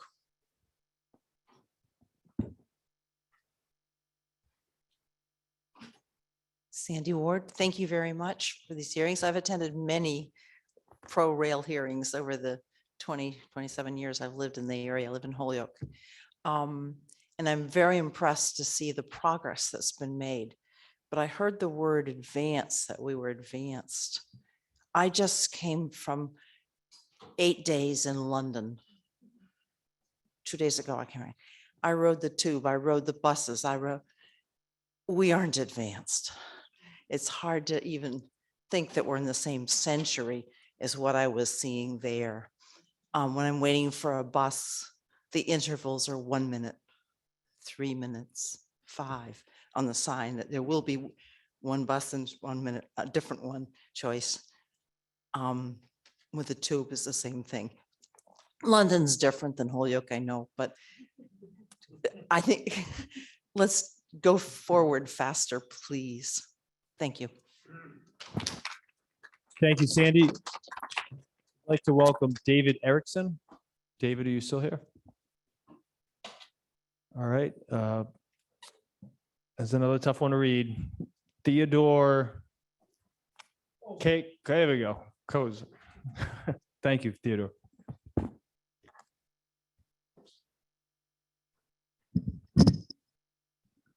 Thank you. The name's not so hard as perhaps my handwriting. I don't want to say. Well, no, thank you very much for the opportunity. I'm a resident of the town of Munson, which is just as south of Palmer and just north of Stafford Springs, Connecticut, small community. And the rail station in Palmer could become a very vital link for the communities, especially the communities in Quabog Valley. Back in, I believe it was July of 2019, the Munson Board of Selectmen also voted to support the rail expansion as well as this station. So I'm here today to ask that you do consider moving forward with this project as it become a vital nature for both the residents for transportation and economic development, as well as the fact that we in Munson have a state hospital that closed about 10 years ago and just sits there. And it's really sad to see it not doing anything, or perhaps just becoming, falling apart in a situation like it might happen in Belchertown or Northampton. And I think it's still in very good shape and could be utilized. And a train stop in Palmer, which is very close to where this facility is, may help with development. So I encourage you to continue with this. And thank you very much again for allowing me to speak. Thank you. We appreciate your testimony. Fred Zymnock. Fred, are you here? Oh, there you go. This is a really hard one. Who lives at 20 Hampshire Avenue? Is it Melody? Melody? All right. Sarah Haugen from Northampton. Thank you, Sarah.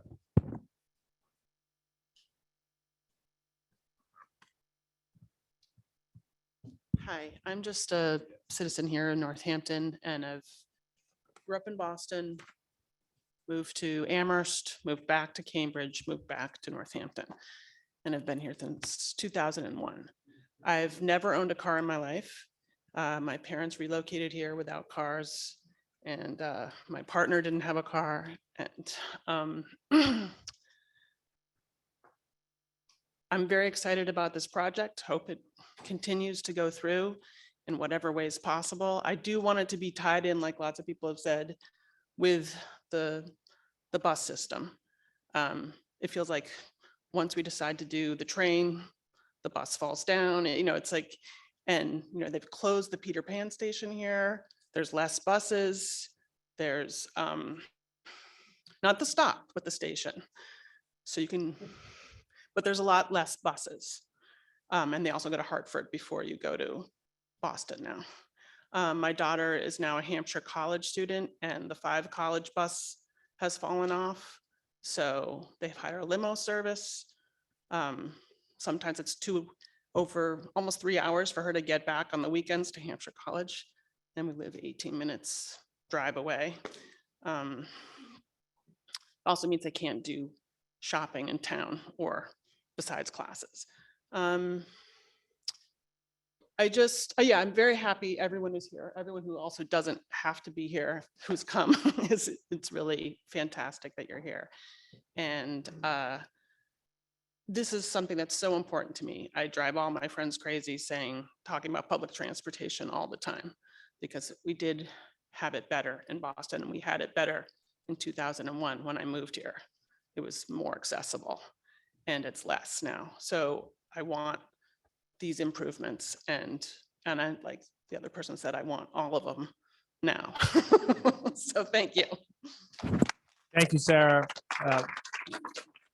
We've come to the end of the list of those who have signed up. Oops, sorry. Jesse. Yes, we'll welcome anyone that wants to speak after as well. Thank you. Hi, thank you. I'm Jessie Dean. I did submit written testimony, so I'll be brief. I am a Bernardston resident, so that's in Franklin County. I have appreciated hearing everyone talk about how rural their communities are. I literally had to corral a cow on my way to work today. So let that be the foundation of the perspective that I'm coming from. I am a Hampden and Hampshire County business owner. I'm also the executive director of the Franklin County Chamber of Commerce, but I'm speaking today as the executive director of the Franklin County Regional Tourism Council. I am a Western Mass and Franklin County super fan. If you ask me, I think Franklin County and Western Mass has it all, except reliable, accessible, affordable transportation. In a past life, I was the director of communications development for a regional anti-poverty agency. And one of the barriers that we saw prevent people from critical services was transportation. I am here to express the support and to thank you for all of your work, thinking through these really complicated issues. I've been really impressed by all of the testimony that's been submitted so far. And I've loved hearing all the ways that this rail and interpassenger rail would help us get to Boston. But I am here to talk about how it would also help Boston get to us. One of the points that I don't necessarily know has been brought up so far is the decline in our population, which is presenting a myriad of challenges to every facet of our livelihood.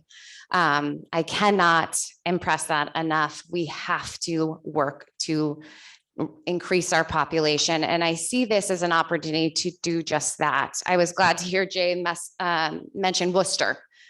Worcester is a prime example of what is possible for economic development when passenger rail is involved. I think it also creates an opportunity for us to really knit some communities together. I think the easier we make it for people to travel seamlessly around Massachusetts and to the greater New England area benefits us all. Of course, as the executive director of the RTC, I am interested in inviting everyone, not just those in Boston, but also those in this room, to explore the many outdoor recreation opportunities arts and culture, restaurants, farm to table dining, craft beverage, all of the assets that Western Mass has to offer. And I believe this could be a way to do that. So again, thank you so much for all of your hard work. I cannot tell you how much I appreciate it. I really think that if we make it easier to live and work in Western Massachusetts, we will create a better Massachusetts for all of its residents. So thank you. Thank you, Jesse. It looks like we have one more person. Would you like to speak? Yes. And then we're going to jump to the virtual witnesses, and then we can come back to see if anyone additionally here would like to speak. Thank you. Hi, my name is Una Fonti, and I recently moved to Northampton to go to college here. So I am originally from really rural Vermont, where there is no transportation, and a big factor in why I chose to move out of state was because I am legally blind. I can't legally drive. And I needed a place where I could be independent, and that requires transportation. And I'm here to stress the importance of rail in equity, especially disability equity.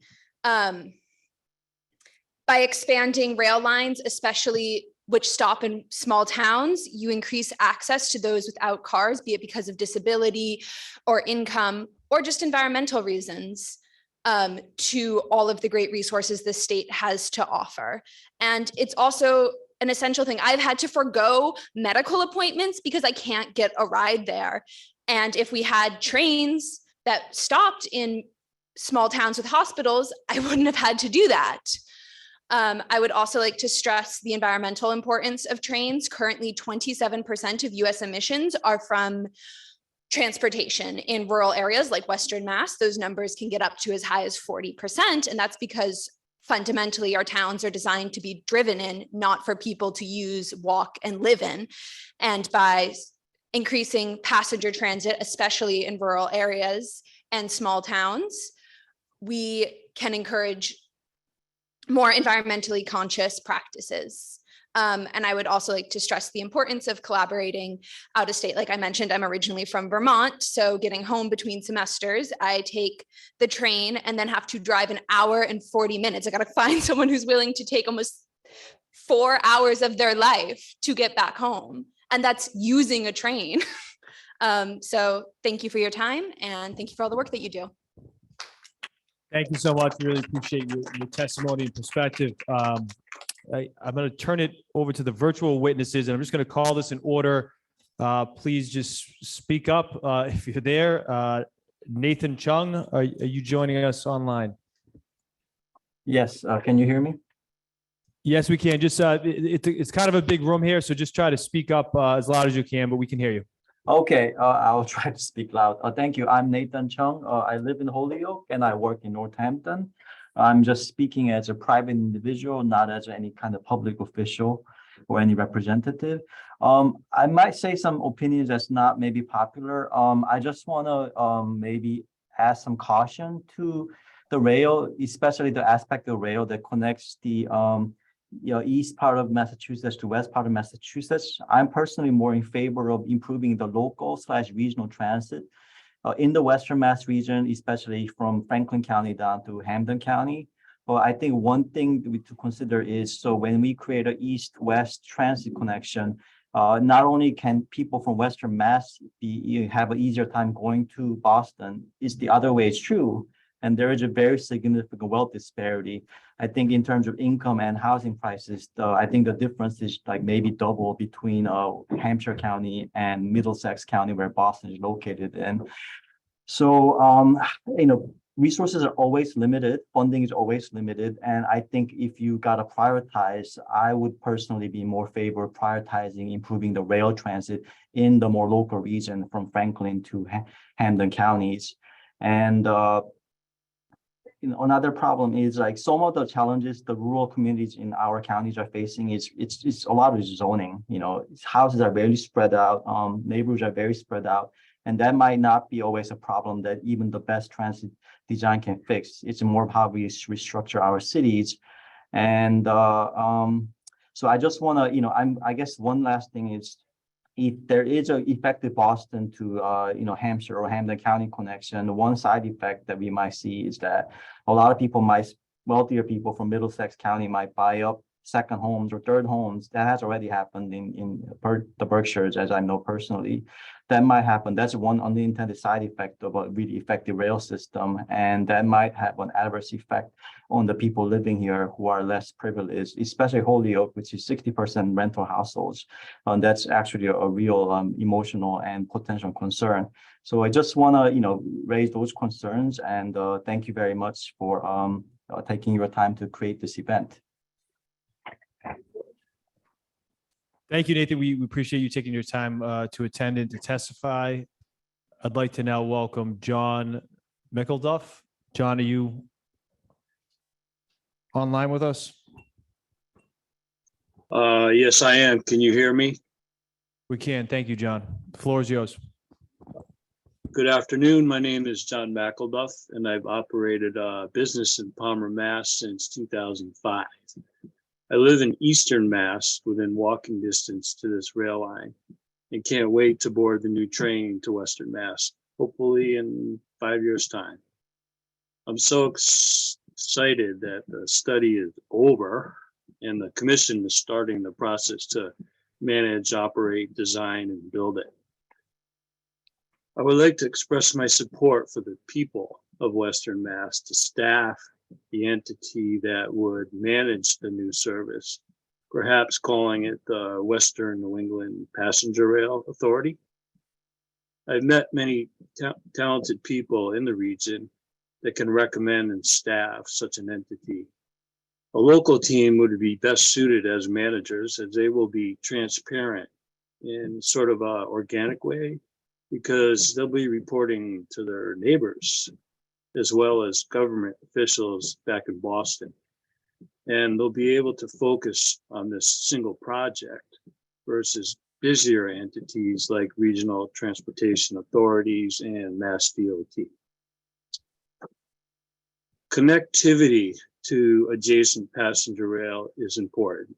So we must ensure that the Knowledge Corridor and the Central Corridor are intelligently reunited with East-West Rail at the existing Union stations where the tracks crisscross, in Springfield and in Palmer. As a matter of simplicity during the early days, and I'm happy that it's looking this way, I recommend that Amtrak be the operator.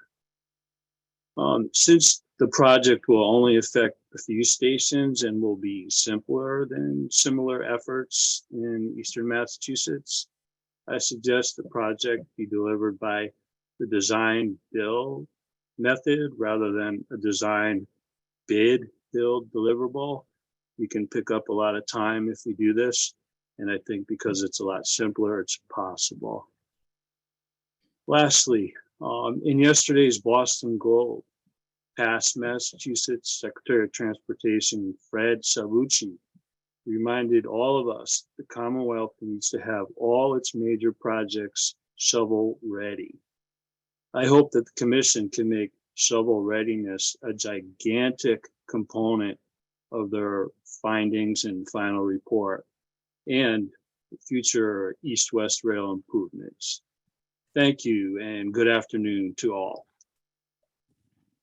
Thank you, John. We appreciate your testimony. Next, I'd like to welcome Rebecca Frank. Rebecca, are you there online? Hi. Yes, can you hear me? I can. It was just a little muffled. If you could just try your best to speak as loud as possible and maybe just as slowly as possible as well. It's kind of difficult audio here. Thank you. Is that better? Sorry. Much better. Thank you. Oh, okay, great. I really appreciate everyone's comments today. I just wanted to say quickly, I grew up in Northampton, but I currently live in New York City, and my parents still live in Northampton. I take the Amtrak train, quite frequently. I, like many New Yorkers, do not own a car. So the Amtrak is the main way that I go to visit my parents. And Unfortunately, the cost and the time that it takes to get from here to Northampton prohibits me from seeing my dear parents as much as I wish that I could. So I just wanted to add my voice and say that I think improved time in the New York to Northampton train route, as well as a reduced price, would cause me to use it much more often. And I do also kind of want to emphasize, right, I don't own a car. My husband doesn't even have a license. And I think that that is the case for a lot of New Yorkers. So in some ways, kind of, there's a pattern here, I think, which is that, more frequent accessible train service could even, accelerate ridership from New York to the Western Massachusetts as well. Thank you. Thank you, Rebecca. We appreciate your testimony. With that, that's the end of the list for those who have signed up virtually. If there's anybody online that wants to speak, just raise your hand or speak. And I'll open it up one last time to anybody in the audience here physically. Yes, please join us.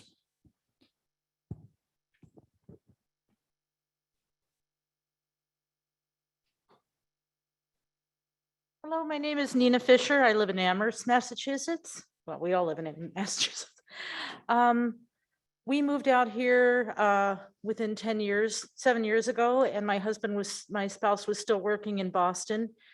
And we were stunned at the lack of transportation after we moved. He's a cyclist, doesn't really drive. We're a one-car family. I have an electric car and 2 kids. And I happened to be driving through New Salem one day and stopped at the New Salem Country Store and found out that there was this bus that existed called the Max Bus. The Max Bus ran for maybe 3 years, and my husband really benefited from it. It ran from Northampton through Amherst, then out 202, and very cleverly, they connected it so that it connected with the Leominster commuter rail station at the time that the commuter rail would then go into Boston. Nobody knew about it. I don't know what their PR campaign was. I don't know I'm curious if any of you on this panel have ever even heard of it. It was wonderful. What I want to know is what's going to happen before this rail is built. I'm all in favor of the rail, but we need something now because that's probably a 5-year or so process, I'm guessing, to even do it. Is there any plan afoot to provide some transportation cross-pollination so that people living out here can connect to what already exists for rail? Currently the most western terminus is either Worcester or Wachusett, and I know that route well. So I'm wondering about that. I'm also wondering, my husband will, because he's a cyclist, he will bike from Amherst to Wachusett to get on the rail. But the problem is to get back, he can't get back on, he can't put his bicycle back on the train until after 7 o'clock at night. They will not let bicyclists on till then. In other metropolitan areas where people are commuting, they provide a car for bicyclists to put their bicycles on. I'm now picking him up at 9 o'clock at night in Wachusett. And it just seems really ridiculous that he has to wait. And I don't know if that's something that this panel can also do, is to throw another train car on so that people who cyclists can have a way to put their bikes on at the time that they commute. Thank you. Thank you so much for your testimony, and some of the questions you pose. Certainly, your representatives in the legislature can speak further to those in terms of what happens in the meantime as this commission continues its work and as design and construction continues. But we appreciate your feedback and questions. Any other folks from the audience? Yes, sir. My name is Ben Hood from Citizens for Palmer Rail Stop, and I just wanted to reply to the woman who just spoke. One reason we like the train idea is because the backbone of transportation makes it possible for people to get that last mile connection. There is the PVTA service, which is Worcester to Amherst. It's a trial. I think it's now at the end of its 2nd year, which I think was the trial. It's supposed to be successful as of last fall, from what I understand as a PVTA advisory board member. I'm not sure it's enough. I'm not sure it's the right thing. We want our train on both top and bottom of Massachusetts, to give us real backbones. But the connection between Amherst and Worcester was a very good idea, and potentially, could really work well just because you have so many people in Amherst at the university and in the surrounding area. So it's good to see these trials and these attempts to make the state much more flexible in terms of transportation.